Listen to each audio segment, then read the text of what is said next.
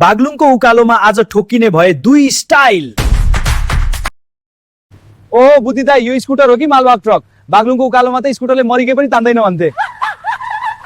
तपाईँ त डोजर नै बनेर आउनु भयो त। ए सचिन सर, यो मेरो स्कुटरलाई कम नठान्नु, यसले पेट्रोल मात्र खाँदैन। मेरो घरको रासन, श्रीमतीको सपिङ र छोराको स्कुल ब्याग सबै एक्लै खान्छ।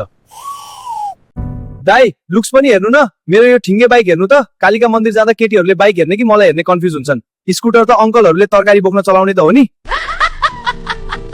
बाबु, लुक्सले उकालो काटिँदैन। हिजो पञ्चकोट उक्लिन लाग्दा तिम्रो यो धुवा फाल्ने ट्र्याक्टर तातेर बीच बाटोमै सुतेको होइन? मैले त यही स्कुटरको खुट्टामा चामलको बोरा राखेर सरर उछिनेको थिएँ नि त। त्यो त इन्जिन ओभरहिट भएर मात्र हुँदै, तर स्कुटरको टायर हेर्नु त, भिटामिन नपुगेको बच्चाको खुट्टा जत्रो छ। बागलुङको खाल्डाखुल्डीमा त कचौरामा पानी उफ्रिए जस्तो उफ्रिन्छ त।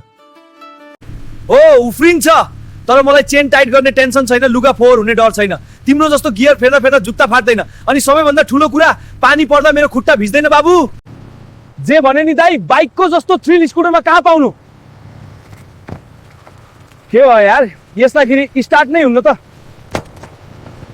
के हो त आजै लात्ती हान्दा पनि।